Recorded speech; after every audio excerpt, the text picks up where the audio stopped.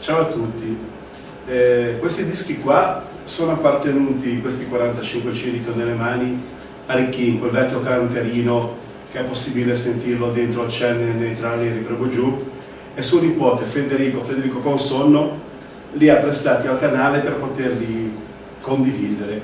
E io ho pensato che, avendoci un giradischi di epoca degli anni 50, sia proprio adatto per questa condivisione, per sentire il suono del disco.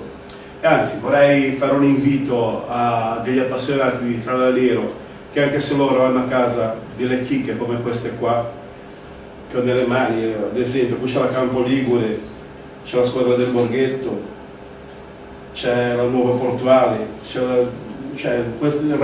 queste rarità, se vengono prestate a me, io le metterò in condivisione facendo lo stesso lavoro che faccio con questi dischi e verranno resi al proprietario. Intanto adesso sentiamoci la Squadra del Campo Ligure, e il mio amico Domenico Brunini, canterini di Campo Ligure, saranno molto contenti perché ci tengono che Campo Ligure ha avuto questa squadra.